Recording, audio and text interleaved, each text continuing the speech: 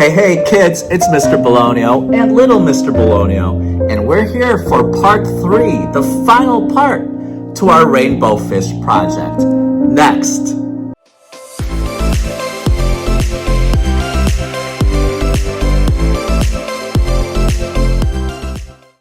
So far, you have worked very hard on each step to get to this point. Today, you're going to finish your rainbow fish. Remember, you first listened to me read the story. Then, you created your own rainbow fish drawing with pencil. That was 2 weeks ago. Last week, you outlined with Sharpie and colored with crayons. Today, I promised you that you get to use this shiny paper. See that? The shiny scales, right? And then after we glue those on, we're going to cut our fish out, snip, snip. And then after we cut our fish out, we're going to glue it onto this blue paper. Now, you think that's done? We need to give our fish a home. So after you glue your rainbow fish to the blue construction paper, I want you to think about some details you could add on this paper with oil pastels. All right, so right now, get your fish. Make sure you have a blue piece of paper, scissors, glue stick, and shiny scales. All right, so I have all my art supplies with me. First thing is first, we want to add, I know this is the best part, we want to add the shiny scales. Now, hopefully your art teacher already cut out these scales for you. I say 4 tops, 1, 2, 3, 4. I know you want to add all kinds of shimmery scales on your rainbow fish, but like this, I mean, the cover of the book is awesome. But remember, sharing is caring. The rainbow fish shared his scales with his friends at the end of the story. Spoiler alert, right? So up to 4, maybe even just 1. Some of you might want to decide on just 1 shiny scale to show that your rainbow fish already shared their shiny scales. Get the glue stick. Make sure it's peeking out a little bit. You twist it, but you don't want to twist it too much. And all you need to do, when you look at the shiny scale paper, it's white on the other side. So rub a little bit of glue. You don't need that much. I want to place that one here. That is a perfect spot. Same thing for my second one. Rub a little bit of glue. I want to spread these out. I don't want to put them all on the top or all at the bottom. I want to spread them out along the fish's body. That might be even good with just 3, but since I already have this one cut out and it's here, I think this one will stay right there. All right, once you're done with step 1, make sure your cap is on the glue stick. We'll need that later. Put it to the side. Then we're ready for part 2. I have my scissors for part 2. This takes practice in cutting. You'll notice as I cut my fish out, I leave a little bit of space outside of the line that I drew. That's like a bubble cut. If you accidentally cut through the fish a little bit, don't panic. It's okay. No one is perfect.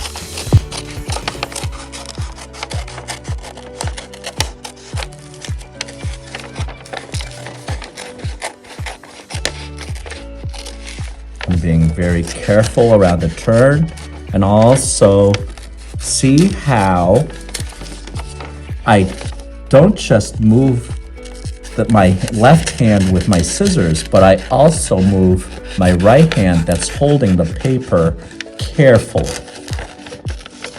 If you're having a difficult time cutting, it just takes practice. All right, let me cut this extra part out.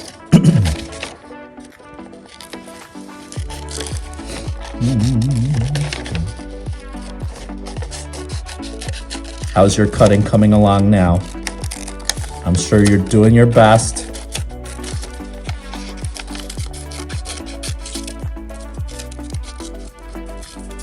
Ta-da! Da, da, da, da. Okay, here's a spot here.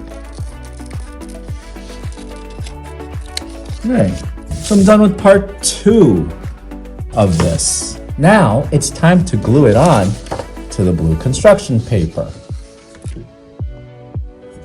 All right, I'm ready for part 3. I cut out my rainbow fish.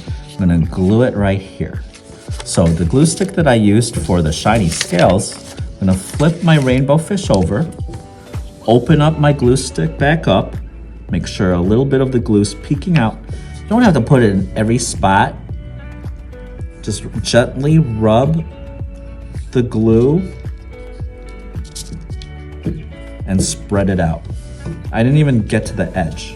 Close to the edge, but not right there. Oh, I almost forgot to close the cap. That'll be bad. These are brand new glue sticks. Because if we kept the cap off, there goes that glue stick. We won't be able to use it because it would dry out, right? I'm gonna place it right here. Use my fingers to press down. If some parts stick out, that means I didn't put any glue. I forgot to put glue on this fin. So I'm just gonna put a little bit in that space so it stays right there. Ta-da! Okay, that is part 3. Now on to part 4, which is getting some oil pastels and jazzing up the background, and we're done. Now for the final step to my rainbow fish masterpiece. I got one of my 50 color sets of oil pastels. I know I'm missing a couple. That's all right. I share with all my classes, all the students, and that's okay. Maybe it's in another box, but I think I have more than enough colors. This is the chance where you don't necessarily have to copy exactly what I do. This is where you let your imagination run wild. I am going to take white. I feel like my rainbow fish needs bubbles. That's pretty cool. Then I'm looking at the cover of the book. I think I'm just gonna copy in my own style. I see seaweed and coral. So I see some greens. Maybe I'll draw some wavy lines at the bottom. Again, you don't have to do this. Maybe some of you will add other characters. Maybe the wise octopus from the story, or the starfish, or maybe other fish hanging out with the rainbow fish. Now that he shared his shiny scales, he now has friends, right? I'll put some leaves here.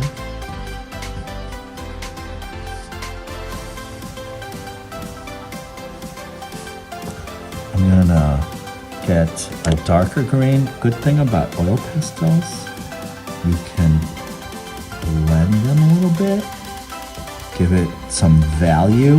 When I say value, some shading. Fancy, right? Coral. I see it's like yellowish orange. So that's pretty good, right? If I combine those, I can tell that I need to peel off part of this. Oh, the whole thing came off. That's all right. It might break though, and that's okay.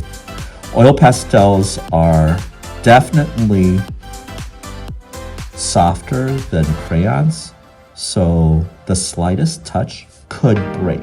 And that happens quite a bit in my art class, but it's fine. I tell my students, well, then if it broke, we got 2 oil pastels now instead of 1. So 2 people can use the same color at the same time.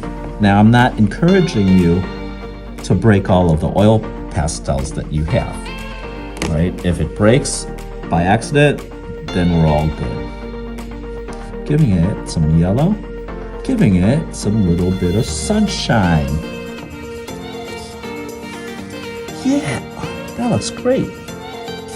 I am going to... I like the blue construction paper, but to make it look like waves and currents are flowing through that body of water, I'm going to, I can't decide, I'm going to do not scribbly lines, but just a few faint, wavy lines. It shows movement in our art. Oh, that looks fantastic. All right, I think I'm done. I mean, yeah, I could add more. I really like how those shiny scales look. I could add more, but for the time's sake in this video and for you to get working in your short art class, I'm going to stop. Last thing I need to add, you guessed it, you know what I need to do. When we're done with our art projects, we write our name. So it's on blue construction paper, so I'm gonna use a light color. I'm gonna use white. I'm going to write Mr. Bologno down here in the corner. I don't really have room because my curl is there. And it's hard to write my name because it's not a sharp point to the oil pastel. Mr. Bologno. If you don't want to place your name on the front, you can always put it on the back. Make sure to write your name on all your projects so that when your art teacher passes all the projects back in class, they know it's yours so that we don't have to play art detective. All right, kids, I hope you enjoyed this lesson. Thanks for joining me these past 3 weeks on the Rainbow Fish Project. If you have any questions at all, you know to contact your art teacher on Seesaw if you're not with them. But if you're watching this with them right now, they would be happy to help you. I got a friend who wants to say bye to you. Whoa, kids, I'm so proud of you for following all the steps. We cannot wait to see your work. Bye. All right, everyone, take care. Bye.